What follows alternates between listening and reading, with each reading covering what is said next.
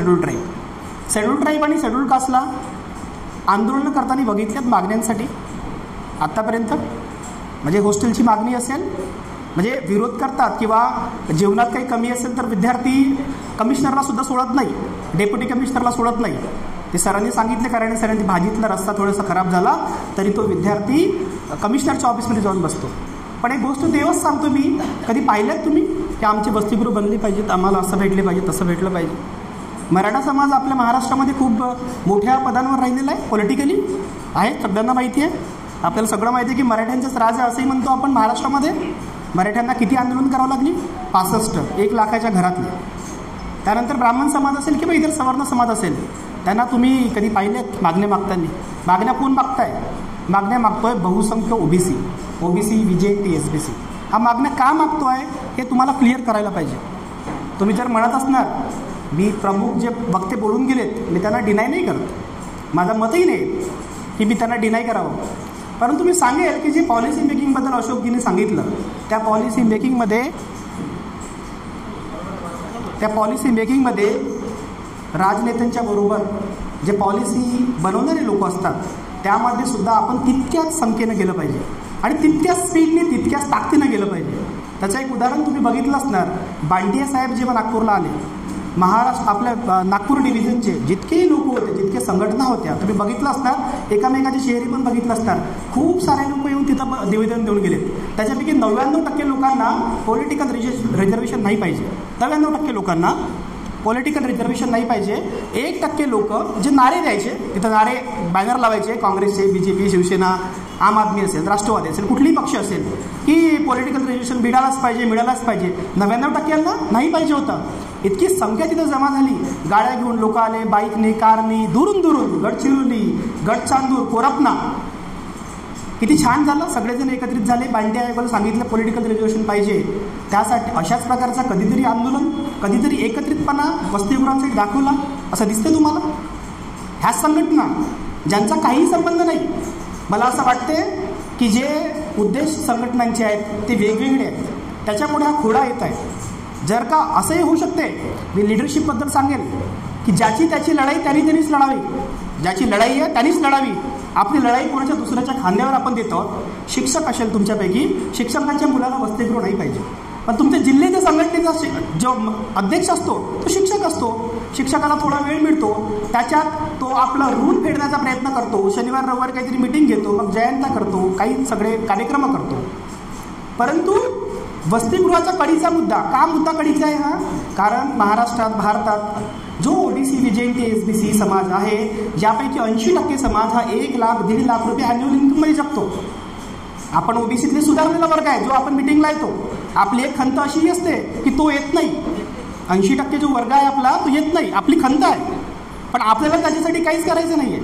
आपण सुधारलो, आपल्या मुलांनी आता प्रायव्हेट शाळेत शिक्षण घेतले तरी चालते, ते फॉरेनला त्यांना आपण पाठवू शकतो, त्याला IIT, JEE साठी आपण कोटाला पाठवतो. पण माझा समाज कुठं आहे? जो 80% समाज आहे, ज्याच्या भरोश्यावर मी म्हणतो की आम्ही 52% महाराष्ट्रात, भारतात 52%, तो समाज कुठं आहे? त्याची काय स्थिती आहे? मी गावात जातो, माझ्या गावात एखाद्या महिलेला विचारतो की तुझी रोजी किती आहे? ती सांगते की ऑफ सीझनला, म्हणजे जेव्हा सीझन असते तेव्हा ती 250 रुपये रोजी तिची असते आणि ऑफ सीझनला 110 रुपये रोजी असते. तिच्या नवऱ्याची रोजी एक 250-260 रुपये असते. आता त्या मुलाने, त्या महिलेने, त्या माणसाने आपल्या मुलांना कसं शिकवावं? तो माणूस नाही. त्यासाठी आपण लढलं पाहिजे आणि आपल्या हक्क मागण्यांसाठी ते समजून घेतली पाहिजे प्रक्रिया आपण. म्हणून मी म्हणतोय की लेट मी क्लिअर की पॉलिटिकल रिझर्वेशन सोबतच पॉलिटिकल जे काही इस्टॅब्लिशमेंट आहे त्याच्या सोबतच आपण पॉलिसी मेकिंगची प्रक्रिया आहे, त्याच्यामध्ये IAS येतात. जे लवकर IAS झाले तर सेक्रेटरी बनता येतो आपल्याला. लवकर PhD केला आपण सेंट्रल युनिव्हर्सिटीजमधून, फॉरेनच्या विद्यापीठातून आपण शिकलो तर पॉलिसी मेकिंगच्या प्रोसेसमध्ये ॲज अ पॉलिटिकल सायंटिस्ट काहीतरी मथळा तयार करणारे लोक, सेक्रेटरी, डिसिजन घेणारे लोक असं बनतो आणि मग आपण यांना पॉलिटिकल लोकांना मदत करून आपण पाहिजे ते मिळवू शकतो. त्यासाठी मी सगळेच जण अविरत प्रयत्न करत आहेत, मागे जितके लोक आहेत. पण मी आता इट इज पॉसिबलबद्दल सांगेल थोडंसं, का हे कनेक्शन आहे दोघांचं. 2-3 वर्षापूर्वी सारथीबद्दल आम्ही ऐकलं. नंतर आम्ही एक लढा दिला दिल्लीवरून, मुंबईवरून, की एक महाज्योती म्हणजे एक संस्था व्हायला पाहिजे. त्याच्यानंतर माहीत पडलं की त्याचं नाव महाज्योती ठेवण्यात आलेलं आहे, Mahatma Jyotiba Phule research and training institute. त्या संस्थेने 660 करोड रुपये खर्च केलेत यावर्षी, 660 करोडच्या आसपास खर्च केलेत. तो खरंच तो जो पैसा खर्च होत आहे तो विद्यार्थ्यांपर्यंत भेटत आहे का? मला इट इज पॉसिबलच्या माध्यमातून सांगताय की 5-6 विद्यार्थ्यांनी फक्त एक आंदोलन केलं, एक आंदोलनाची भूमिका घेतली आणि महाज्योतीसारखी संस्था उदयास आली. म्हणजे 600 करोड रुपयापर्यंत आपण पोहोचू शकलो. तर शक्य आहे. आज संपूर्ण महाराष्ट्रातून एक आमचं संघटन स्टुडंट राईट्स आहे, त्यांनी म्हटलं की फॉरेनमध्ये बायस्ड एज्युकेशन होत नाही. तुम्हाला माहिती आहे ना भारतातलं एज्युकेशन कसं आहे? बायस्ड आहे. कुठल्याही युनिव्हर्सिटीत जा, JNUला जरी तुम्ही गेले तरी बायसनेस आहे, प्रोफेसर बरोबर शिकवत नाही. तो एक बायसनेस बाहेर देशांमध्ये नाही आहे. बाहेर देशांमध्ये विद्यार्थी आणि शिक्षकाचं नातं सारखं आहे, फक्त डिलिव्हर करण्याचं नातं आहे, इंटरप्रिटेशन करण्याचं नातं आहे. असं नाही की त्याला कुठं घेऊन जायचं. म्हणून आम्ही म्हटलं की OBCसाठी, VJNT आणि SBCसाठी तुम्हाला शरम वाटेल, आपल्यालाही शरम, सगळ्यांना शरम वाटेल की फक्त 10 सीट्स आतापर्यंत होत्या. त्याच्यात OBC पण आहे, VJNT पण आहे, SBC. त्या 10 सीटसाठी 3 करोड ते 10 करोड रुपये खर्च यायचं. मागील 2 वर्षापासून आम्ही त्या संघटनेच्या माध्यमातून प्रयत्न केला आणि यावर्षी महाज्योतीच्या माध्यमातून 100 सीट मिळवून घेतल्या. तर पॉसिबल आहे आणि महाज्योतीने यावर्षी 100 केल्या. आपण पुन्हा त्यांना मागू आणि त्या सीट्स वाढवून इतर विद्यार्थ्यांना 30 लाख रुपयापासून तर 1 करोड रुपयापर्यंत शिष्यवृत्ती मिळते. तर आपण केलं तर होऊ शकते. महाज्योतीच्या माध्यमातून अनेक कोर्सेस चालतात. मी तेवढंच सांगेल की बा तुम्ही आपल्या मुलांना ज्याला ज्याला जमते त्या कोर्ससाठी पाठवा, वेगवेगळ्या कोर्ससाठी पाठवा. मला यांचं अभिनंदन आहे भेंडे सरांच्या. यांनी जो गोष्ट सांगितली, एक सायरे सर म्हणून आहे तिथं आपल्या बरोऱ्याला, त्यांचं एक मोठं प्लॅन्ट आहे, प्रोड्युसर कंपनी आहे. मला इतका अभिमान वाटला की हे त्यांना झुकवू शकतात. जे आपण म्हणतो ना की एकाच समाजाकडे सगळं काम आहे, एकच कोणतरी मारवाडी आहे, सिंधी आहे, हे झुकवू शकतात समोर. तर आपण ती लगानची टीम बनायची नाही. आता लगानची टीम तुम्हाला माहिती आहे, लगान मूवी पाहिलाय तुम्ही? इकडे बॉल गेला की आपण सगळेच तिकडे धावत जातो आणि मग त्याच्यानंतर त्यांना समजलं की असं नाही, आपली फिल्डिंग करायची आपल्याला जागोजागी. तर माझी फिल्डिंग सुरू आहे. मी मालेकर सरांना धन्यवाद देईल, मालेकर सरांचे अभिनंदन पण देईल की त्यांनी माझं नाव, मला म्हटलं की यांना आमदार बनवा. पण मी जर आमदार बनलो तर तुमच्या साक्षीने मी सांगतो, मी जर आमदार बनलो ही चळवळ संत पडेल. कराडे सर आहेत, कराडे सर आमदार बनले, संथीला त्याला वाढवू आपण. म्हणजे एकीकडे कराडे सर आहे तर एकीकडे मी आहे, 2 लोक आम्ही सोबत जाऊ. मी चळवळ जरी थांबवली तर चळवळीत खंत पडेल, मला इकडे राहावं लागेल, कराडे सरांना या बाजूला राहावं लागेल. अजून आपण युवक जुडू, म्हणजे अशा प्रकारेच मार्गक्रमण करावं लागेल. नाहीतर सगळेच जण म्हटलो आपण, सगळेच जण कचरा, म्हणजे ती टीम झाली, लगानची टीम झाली, त्या बॉलच्या मागे धावू सगळेजण, फिल्डिंग होणार नाही. सर आपली फिल्डिंग करतायत, हे मायाताई वगैरे किंवा इतर लोक सगळे आपली फिल्डिंग करतायत. आपापली फिल्डिंग करून त्यांच्या तोळीचं उत्तर आपल्याला द्यावं लागेल. त्यांच्या तोळीचं उत्तर का द्यावं लागेल? कारण 100, 200, 300 वर्ष झालेत आपण मागे पडतोय. आणि एकीकडे ज्या महिलेची गोष्ट मी सांगितली, त्या महिलेला आपल्या विद्यार्थ्याला, मुलाला शिकवायचं आहे, ती शाळा बंद होत चाललेली आहे, शाळेची दयनीय स्थिती होत चाललेली आहे. 66,000 जिल्हा परिषदेच्या शाळा महाराष्ट्रामध्ये आहेत. 66,000 शाळा बंद पडल्या तर कोणाचा फायदा आहे? राजनेत्यांचा फायदा आहे, जिथे जमीन विकणार, आणि नुकसान कोणाचे? तर आपला नुकसान आहे. आपण कुठंच शिकू शकणार नाही. जर रोजीचे पैसे कमी होत असतील, खाजगी शाळांची फीस वाढत असेल आणि हा माणूस कमी कमवत असेल, ज्याला कुठलीच सिक्युरिटी नसेल, तर हा काय विद्यार्थ्याला शिकवणार आहे? आपल्या मुलाला काय शिकवणार आहे? आज तुम्ही बघा मेडिकल फॅसिलिटीचा, बघा मेडिकल फॅसिलिटीमध्ये काय झालेलं आहे, एक्सरे आणि जे काही लॅब टेस्ट असतात, 10-15 दिवस रोज करून तो माणूस काम करतो आणि एकाच दिवशी तो देऊन येतो. ही सिक्युरिटी, ही हेल्थ सिक्युरिटी, एज्युकेशन सिक्युरिटी सरकारनं दिली पाहिजे. आपला पैसा आहे, आपण त्याच्यावर बोलत नाही, कारण आपल्याकडे पैसे आलेले आहेत. आपण सगळ्यांकडे पैसे आलेले आहेत, आपल्याला समजलेलं आहे की बाबा आपण जगू शकतो. तर आपण सेल्फिश न राहता, माझी तुम्हाला विनंतीच आहे की आपण सेल्फिश न राहता फुल नाही फुलाची पाकळी समाजासाठी द्या, तर आपण टिकू. अन्यथा ही अराजकता माजेल, त्याच्यात तुम्ही पण सापडणार. आणि याच्यात तुम्ही बघत असणार, ह्या 4-5 वर्षाचा जो कार्यकाळ झालेला आहे त्याच्यात तुम्ही बघा काय झालेलं आहे. बोलणं कठीण झालेलं आहे. आता सध्या बोलत होतो आपण, बोलणं कठीण झालेलं आहे, बोलणं बंद होईल. तर बोलणं बंद झालं तर प्रश्न संपले आणि तुम्ही पुन्हा त्या गुलामीच्या त्या जाळ्यामध्ये पुन्हा अडकणार. म्हणून ही सगळी तुमची जिम्मेदारी आहे. मी एक संघटनवर तुम्हाला एक गोष्ट सांगेल की संघटन काय असते. संघटन ऑर्गनायझेशन जी असते ती पब्लिक ॲडमिनिस्ट्रेशन विषय माझा विषय आहे. तो काय सांगतो की ते 3 गोष्टी असल्या पाहिजेत. एक असली पाहिजे विलिंगनेस, काम करण्याची इच्छाशक्ती ती वर्धावासीयांमध्ये आहे. जागोजागी वर्धावासियांनी इतके जबरदस्त आमचं स्वागत केलं. त्याच्यावरून मला कळलं, मला आधी वर्धेची भीती होती. मी भेंडे सरांनी सांगितलं तुम्ही कोऑर्डिनेट करा, कारण वर्धेत मी कुणालाच ओळखत नव्हतो कराडे सरांना सोडून. मी म्हटलं कराडे सर तर करतीलच, पण तुम्ही माणसं दिसली पाहिजेत. कराडे सर स्टुडंट आणणार, त्यांची पूर्ण बॅच तिथे देणार, पण आपल्याला माणसंही दिसली पाहिजेत. मॅसेज कारण की हा दिल्लीपर्यंत चाललेला आहे. तुमच्या माहितीसाठी सांगतो, रोज मुंबईवरून SID असेल, स्पेशल इंटेलिजन्स डिपार्टमेंट असतो, त्यांचेही मॅसेज भेटतात किंवा कोणाचेही मॅसेज आम्हाला भेटतात. त्यांना मुंबईवरून रोज मॅसेज येत आहे. आता वर्धेची न्यूज तयार होईल त्यांच्याकडे की वर्धेमध्ये उत्स्फूर्त प्रतिसाद. म्हणून तुम्हाला सांगतो, जितकं चांगलं आपण जितक्या चांगल्या गोष्टीने बाहेर येऊ, तर जितके चांगल्या संख्येने बाहेर येऊ, तितकंच आपला मॅसेज क्लिअर होईल. तर मी तुम्हाला लेट मी क्लिअरच्या माध्यमातून सांगितलं की सगळ्यांना लगानची टीम बनायची नाही आहे, आपापलं काम करायचं आहे. काही गरज नाही. आज आपल्याकडे OBCचे नेते आहेत, OBCच्या नेत्यांचे नावही घेऊ शकतो आपण, पण काही गरज नाही. त्यांचे नाव घेऊन त्यांना मोठं करण्याची गरज नाही. OBCचे नेते त्यांनी काय केलं? जर आपल्याला राजनीतिकच व्हायचं आहे, आपले पंतप्रधान का OBC नाही आहेत का? ते स्वतः म्हणून दाखवतात. तर अशाच जर लोकांना आपण निवडून दिलं की हा OBC, हा माझा भाऊ आहे, काका आहे, मामा आहे, तर ही अशीच व्यथा राहणार आहे. कोण चांगला करणार आहे? कराडे सर आता चांगले बोलत आहेत. उद्या आमदार झाले कराडे सर, आणि उद्या जर त्यांनी काम केलं नाही, उद्या यांनी आश्वासन दिलं की आपण 100 वसतिगृह बनवू, त्यांच्यावर प्रेशर असला, यांच्याकडे जे कोणी वरिष्ठ असतील किंवा हे स्वतः असतील, यांना इकॉनॉमिक जे आपले फायनान्स मिनिस्टर असतात, हे फायनान्स मिनिस्टर नाही आहे. या सरकारमध्ये काय झालं, महाविकास आघाडीमध्ये मंत्र्यांना पैसे भेटत नव्हते. म्हणजे आमदार तर सोडा, मंत्र्यांना पैसे भेटत नव्हते. आम्ही सांगायचो, सरांशी चर्चाही करायची, ते सिद्ध झालं ना. किती लोकांनी म्हटलं? कमीत कमी 100 लोकांनी म्हटलं मंत्र्यांकडून पैसे येत नव्हते, फायनान्स मिनिस्टरकडून पैसे येत नव्हते, असे मंत्र्यांनी म्हटलं. आता ही व्यथा जरी असेल तर तुम्ही कसं शक्य आहे, कराडे सर कशी 100 वसतिगृह बांधतील? जर कराडे सर समजा ॲग्रिकल्चर मिनिस्टर झाले किंवा कराडे सर होम मिनिस्टर झाले, पण यांना वसतिगृह बांधायला तर इकॉनॉमी ते फायनान्स मिनिस्टरकडून पैसे लागणार, ते कोण बांधतील? ते तुम्ही बांधू शकता, तुम्ही आहात आणि तुम्हीच करू शकता. तुम्ही जर प्रेशराईज केला तर ते वसतिगृह बनतील. अदरवाईज तुम्ही म्हणजे पूर्णच्या पूर्ण धुरा कराडे सरांना आमदार बनवायचं आणि त्यांच्या खांद्यावर द्यायची, असं बनून चालणार नाही. ते एक स्टेक होल्डर्स आहेत, सगळे आपण स्टेक होल्डर्स आहोत. तर आपल्या लोकांना तर पुढं करायचंच आहे, आपल्या विचारांचे, आपल्या मताचे लोक पुढे करायचेच आहेत, परंतु आपण सुद्धा जागरूक राहायचे प्रत्येक वेळी. आता मी मागे जे बसलेले विद्यार्थी आहेत त्यांना मी सांगेल एक गोष्ट. सकाळपासून आम्ही विद्यार्थ्यांशी हितगुज घालतो. एक पार्थ अकॅडमी आहे यवतमाळला, तिथे 200 विद्यार्थी होते. मी नेहमी सांगतो, यवतमाळला काल सांगितलं मी की आपला विद्यार्थी कसा आहे, हलका आहे. काय हलका समजते? आपला विद्यार्थी इतका हलका आहे की त्याचं एक एक्झाम्पल सांगतो तुम्हाला. मी महाज्योतीसाठी किती फाईट केली तुम्हाला सांगतो की 2-3 लाख रुपये खर्च केले आम्ही. विद्यार्थी मॅडम आहेत, इतर लोक आहेत, 500, 1000, 5000, 2000 देऊन आम्हीही काही पैसे खर्च केले. काही विद्यार्थ्यांनी आपली टाईम खर्च केला, दिल्ली मुंबई सगळं करून महाज्योती तयार झाली. त्या महाज्योतीमध्ये बॅचेस सुरू झाल्या, UPSC MPSCचे ऑनलाईन बॅचेस कोरोनामुळे. आता ते ऑफलाईन झालेले आहेत यावर्षीपासून. त्या बॅचेसमध्ये MPSCचे विद्यार्थी, त्यांना पुस्तकं भेटणार होते, 5000 रुपयाचे पुस्तकं मिळणार होते सगळे, इंडियन पॉलिटी, इकॉनॉमी वगैरे. तर 25 ऑक्टोबरला एक बॅच सुरू होते. त्या बॅचमध्ये 1853 विद्यार्थी आहेत. ऑनलाईन प्रशिक्षण सुरू झालं, त्यांच्या पुस्तकं भेटायची आहेत. मे महिन्याच्या 15 तारखेला विद्यार्थी माझ्याकडे येतात. 25 ऑक्टोबरला तारीख लक्षात ठेवा, 25 ऑक्टोबर 15 मेपर्यंत पुस्तकं भेटलेल्या नाही आहेत.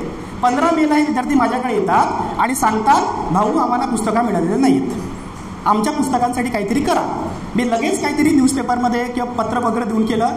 4-5 दिवसानंतर पुस्तकं मिळालं, त्याची आम्ही बातमी पण केली, लोकांना सांगितलं पुस्तकं मिळालं. पण हा विद्यार्थी किती हलका आहे याच्यावरून समजून घ्या तुम्ही. 1853 विद्यार्थी महाराष्ट्रात, म्हणजे नागपुरात किती असणार? कमीत कमी 50-100. हे 50-100 विद्यार्थी आपल्या हक्कासाठी 7 महिन्यापासून गोल गोल फिरत आहेत. आणि काय बनणार ते विद्यार्थी? डेप्युटी कलेक्टर, तहसीलदार, DYSP. आणि तिथे काय दाखवणार आहेत? गरीब माणसावर रोख दाखवणार आहेत. आपल्या वर्दीचा, आपल्या ओल्याचा हे रोख दाखवणार आहेत. आणि हे काय करत आहेत? आपल्या पुस्तकं सुद्धा मिळवू शकत नाही, इतका हलका आपला विद्यार्थी आहे. त्याचं मी सॅल्यूट करेल शेड्यूल कास्टच्या विद्यार्थ्यांना. शेड्यूल कास्टचा 5व्या वर्गाचा विद्यार्थी वसतिगृहात असेल, 7वीचा विद्यार्थी वसतिगृहात असेल, तो विद्यार्थ्याला जेवण बरोबर भेटलं नाही, कपड्यामध्ये काही प्रॉब्लेम झाला, खाण्यात काही प्रॉब्लेम झाला, तो विद्यार्थी डेप्युटी कमिशनर सोशल जस्टिसच्या ऑफिसमध्ये जाऊन बसतो, त्याच्या टेबल त्याचा लॉक करतो, त्याच्या ऑफिसला लॉक करतो. आपला विद्यार्थी तहसीलदारावर घाबरतो. नॉन क्रिमिनलमध्ये अडचण येतोय म्हणतो. नॉन क्रिमिनलमध्ये अडचण येतो. नॉन क्रिमिनल कशी काढायची भाऊ? ते एजंट पकडतो. म्हणजे इतका हलका विद्यार्थी कसा राहू शकतो OBCचा? तर तुम्हाला थोडा भारी व्हावं लागेल. मी तुम्हाला काही अवहेलना करत नाही तुमची, पण तुम्हाला भारी व्हावं लागेल. खूप मोठे काम आपल्याकडे पेंडिंग आहे. तर युवक वर्ग आपल्याकडे जास्त आहे. तर तुम्ही काय करा, कॉन्सन्ट्रेट करा, नॅरो माइंडेड राहा. ब्रॉड तर राहाच, पण आपल्या विषयांमध्ये नॅरो राहा. आपल्या विषयांमध्ये प्रगल्भता आणा, आपल्या विषयांमध्ये एक्सपर्टी आणा, तेव्हा कुठं आपण जिंकू शकू. आज फॉरेन एज्युकेशन असेल किंवा इतर गोष्टी असतील, त्या गोष्टींमध्ये वाढ झाली पाहिजे. वसतिगृहांबद्दल इतर वक्त्यांनी सांगितलं, वसतिगृहांचा गेम कसा होत आहे. वसतिगृहांसाठी मी एकच सांगेल की हे सगळं असताना सुद्धा आज मला एक विषय सांगा, तुमच्या वर्धेचे आमदार असतील तर तुमच्या वर्धेचे खासदार असतील की तुमच्या वर्धेला एक पालकमंत्री येतील आता समोर, तुम्ही आज जितके लोक जमले होते, किती लोक जमले होते, 4-5 चौकात लोक जमले होते. एक दिवस संडे आणि सॅटर्डेला आमदार आणि खासदार घरी असतात, मंत्री घरी असतात, म्हणजे आपल्या एरियात फिरतात. बाकी दिवस मंगळवारपासून ते मुंबईला असतात. एक दिवस जर का तुम्ही गेले आणि त्यांना तुम्ही म्हटलं की आम्हाला वसतिगृह पाहिजे, त्यांच्या GR मी सगळे देतो, त्यांना सांगा की आमचे वसतिगृह 3 वर्षापासून भेटलेले नाही आहेत, तर ते वसतिगृह आम्हाला कधी भेटतील ते सांगा, आम्ही नेक्स्ट टाईमला कधी येऊ ते सांगा. इतकं करू शकता तुम्ही, तर इथं बसण्याला काही अर्थ आहे. अदरवाईज आम्ही दोघेही चर्चा केली तरी चालते. म्हणजे सगळेच जण येण्याची काही गरज नाही, सत्कारही करण्याची गरज नाही फारसा. जर तुम्ही ते करू शकत नसणार, कारण तुम्ही नक्कीच त्या मागण्या पाहून इकडे आलेले आहेत, जर त्या मागण्यासाठी काही करायचंच नसेल तर इथं बसूनही उगाच चेअर खर्च करून आणि कराडे सरांचा चहा खर्च करून काही अर्थ नाही. म्हणून मी तुम्हाला सांगेल की या मागण्या तुम्ही घेऊन जा, त्यांना अल्टिमेटम द्या की आम्ही तुम्हाला तुमच्या वेळेनुसार तुम्ही सांगा, 15 दिवस, 1 महिना, 2 महिने आम्ही येतो पुन्हा. तोपर्यंत हॉस्टेल बनतील की मला माहिती नाही म्हणा, परंतु तुम्ही काय केलं, एखादा पत्र लिहिला का, एखाद बातमी लावली का, मुख्यमंत्र्यांना पत्र दिला का, तो सांगा. तर ह्या गोष्टी तुम्हाला कराव्या लागतील, तुम्हाला जागरूक राहून तुम्हाला करावं लागेल. ते मी ऑर्गनायझेशनबद्दल सांगत होतो, विलिंगनेस तुमच्यात आहे, कोऑर्डिनेशन असते, दुसरा एक टप्पा असतो कोऑर्डिनेशनचा. हे संघटन कधी तयार होतो, तर कोऑर्डिनेशन असलं पाहिजे संघटनातल्या मेंबरमध्ये. विलिंगनेस तर आहे, पण कोऑर्डिनेशन नसला तर प्रॉब्लेम येतात. तुम्हाला माहिती आहे, कोऑर्डिनेशन नसल्या कारणानंच इथं लोक कमी आहेत. कोऑर्डिनेशन नाही ना आपला, नाहीतर हॉल भरून बाहेर निघाले असते लोक. काही ठिकाणी कोऑर्डिनेशन खूप जास्त आहे. वडसा लहानसा गाव आहे ना, वडसा गडचिरोली जिल्ह्यातला, 200-300 लोक ते रॅलीतच होते. 300 लोक रॅलीत वेगळे, बाया वेगळे, माणसं वेगळे, त्यांच्यात कोऑर्डिनेशन आहे. कारण तिसरी जी गोष्ट मी सांगतोय तुम्हाला की ऑर्गनायझेशनसाठी कॉमन पर्पज असणं गरजेचं आहे. कॉमन पर्पज, एक समान उद्देश नसेल तर कोऑर्डिनेशनमध्ये प्रॉब्लेम येतात. जर समान उद्देश नसेल तर कोऑर्डिनेशनमध्ये प्रॉब्लेम येतात. हे तुम्ही काही म्हणा, त्याला इगो म्हणा, अहंकार म्हणा, लोकांमध्ये असते म्हणून ते कोऑर्डिनेट करत नाही. परंतु कॉमन पर्पज नसल्या कारणाने एखादी बुढीबाई टोपी लावून बसते जय ओबीसी म्हणून, तिचं काय असेल, तिचा पर्पज क्लिअर असतो, तिला काहीतरी ओबीसीच्या मागण्या पूर्ण करायच्यात म्हणून ती बसते. तो पर्पज तुमचा असला पाहिजे तर नक्कीच आपण जिंकू शकू. म्हणून कोऑर्डिनेशन असलं पाहिजे, कॉमन पर्पज असलं पाहिजे आणि पर्पज क्लिअर केलं पाहिजे आपण की आपण एक्झॅक्टली कशासाठी फाईट करतो, तर क्लिअर पण होईल. पुन्हा एक व्हॅलिड प्रेशर ग्रुप तुम्ही बनवला पाहिजे, व्हॅलिड असला पाहिजे तो कोणाकडेही नाही. म्हणजे मागणी आहे होम मिनिस्टरकडे आणि जातो ॲग्रिकल्चर मिनिस्टरकडे, असंही आपल्याकडे होत आहे. आपण व्हॅलिड ठिकाणी गेलो पाहिजे, आपण व्हॅलिड माणसाला भेटलो पाहिजे, व्हॅलिड पद्धतीने आपण आंदोलन केलं पाहिजे. हा सुद्धा एक महत्त्वाचा भाग तुम्हाला सांगेल. जर तुम्ही असे करू शकले तर इट इज पॉसिबल. जनगणना सुद्धा पॉसिबल आहे. एवढ्या लोकांनी जनगणना होत नसेल, आता इतका फिरलो मी, हजारो लोकांपर्यंत पोहोचलो. आम्ही एका ठिकाणी जर जमा झालो तर नागपूरमध्ये प्रॉब्लेम क्रिएट होईल. एका ठिकाणी जमा झालो तर आता होईल असं मी, म्हणजे एक दिवस येईलच तर त्यामुळे जमा व्हावं लागेल आम्हाला. तर जमा होत्यावेळी सुद्धा कोणाच्या नेतृत्वात मोर्चा आहे, कोणाच्या नेतृत्वात सगळं काही आहे, हे प्रश्न फार होतात. काय झालं, समजा उद्या उमेश कोरम नेता झाला, समजा झाला, किंवा कराडे सर उद्या नेता झाला, तुमचं काय बिघडणार आहे. आता जो नेता तो तुमचं काय करताय. समजा कोणी नेता झालाय, कोणाच्या नेतृत्वात काही आंदोलन झाले, तुमचं बिघडणार काय मला हे समजत नाही. का तुमचं नाक कमी होणार आहे, की तुमचा भाऊच लागतो सख्खा, तर तुमची माडी कमी होणार आहे. तर नेतृत्व सुद्धा स्वीकारायला हे करा, नेतृत्व तुम्ही चाचपणी करा आणि लोकांना तुम्ही काम करू द्या. लोक खूप आम्ही आता जे काम करतोय हे मंडल यात्रा वगैरे, हे कशी सक्सेस होऊ नये यासाठी इतके प्रयत्न झाले, पण आम्ही सुसाट सुटलो. आमचं कसं होतं की आम्ही सोडून आलेलो आहोत. 2 लोक, 4 लोक, 5 लोक, 10 लोक किती आले तर चालतील, पण हजारोच्या संख्येने लोक येत गेले, लोक मिळत गेले. पत्रकारांनी व्यवस्थित सगळी आपली भूमिका बजावली. जितके पत्रकार महोदय आहेत सगळे ओबीसीतले आहेत, सगळे 4-4, 5-5, 10-10 पेपरमध्ये रोज बातम्या येत आहेत, फोटोज व्हायरल होत आहेत. म्हणजेच मला सांगायचं असेल, लोक आहेत आपापल्या ठिकाणी, आपापलं काम करण्याची गरज आहे. आणि तो जो विद्यार्थी गावात असेल त्या विद्यार्थ्यासाठी तुम्हाला लढणं आवश्यक आहे. एखादा विद्यार्थी एक फॉर्म भरायचा असतो बँकचा, त्याची 1000 रुपये फीस असते. 1000 आपल्यासाठी छोटी रक्कम आहे ना, कोणालाही जेवण घराला घेऊन जातो आपण 1000-2000 रुपयामध्ये. तर माझ्याकडे असे विद्यार्थी आहेत, ते एक फॉर्म भरायला त्यांना 4 दिवस काम करावं लागतं. 4 दिवस काम किती तास, 8 तास. 2 तास त्याला जायला हॉटेलला, एखादा हॉटेल असतो नागपूरचा, त्याच्यात अटेंडंट म्हणून ते काय असतात, म्हणजे वेटरसारखं काम करतात ते पार्टीसाठी. 4 दिवस काम केले की एक फॉर्म भरतील, मग ते अभ्यास कधी करतील. तुमचे पोरं तर एकदम व्यवस्थित अभ्यास करतायत, तो कधी अभ्यास करेल, मग त्यांनी शिकू नये का, असं तुमची भावना आहे असं दिसते. ते म्हणतात ना की काय सहन करणारा माणूस जास्त काय असतो, बाबासाहेब म्हणतात ना, सहन करणारा माणूस जास्त जिम्मेदार असतो, जो सहन करतो, जो इन्व्हॉल्व करतो, ते तुमच्यावरती जिम्मेदारी जात आहे, तुम्ही जास्त जिम्मेदार आहात त्याच्यासाठी. तर हे सगळी जिम्मेदारी ओळखून तुम्ही सगळ्यांनी आम्हाला जे मंडल यात्रेला सहयोग केलं, मंडल यात्रेचं स्वागत केलं, मी तुमच्या सगळ्यांचे मनपूर्वक आभार मानतो. आणि आमच्या मंडल यात्रेला आशीर्वाद द्या. आपण मंडल यात्रा पुन्हा पुन्हा काढू, जोपर्यंत हे यात्रा संपत नाही, म्हणजे हे सगळ्या मागण्या पूर्ण होत नाही तोपर्यंत आपण काढत राहू. आणि या सरकारला कार्यशाळेच्या माध्यमातून मी सांगू इच्छितो की एक अल्टिमेटम आम्ही सरकारला देतो, तो 7 तारखेला आम्ही अल्टिमेटम देऊ. 31 ऑगस्ट या महिन्याच्या 31 ऑगस्टपर्यंत आमच्या विद्यार्थ्यांच्या वसतिगृहाबद्दल सरकार काही बोलत नसेल किंवा साधा योजना लागू करत नसेल तर सप्टेंबर महिन्यापासून आम्ही रस्त्यावर येऊ. सप्टेंबर महिन्यापासून तुम्हालाही रस्त्यावर यावं लागेल, आमची मदत करावी लागेल. तेव्हा कुठं वसतिगृह होतील, तुम्हाला त्या नेत्यांना भेटावं लागेल, नेत्यांना विचारावं लागेल, तेव्हा कुठं वसतिगृह होतील.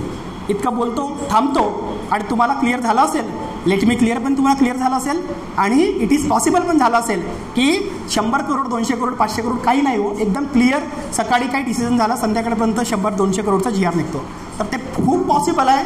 आणि सगळं पैसा आपला आहे. 52% समाज आहे, कंझ्युमर आहोत आपण, प्रोड्युसर आपणच आहोत, सगळं आपणच आहोत. तरी पण आपण काहीतरी विचारात राहतो की देईल की नाही देईल, भेटायचं की नाही भेटायचं. सरसकट भेटा. आणि स्पॅन खूप छोटा आहे, माहिती आहे ना, जिंदगी छोटी आहे. काय म्हणतात अजून ते, काही चांगल्या पद्धतीने जिंदगी जगा आणि काहीतरी सार्थकी होईल असं करा. आणि तुम्हाला इतकंच सांगतो आणि थांबतो. जय भीम, जय भारत.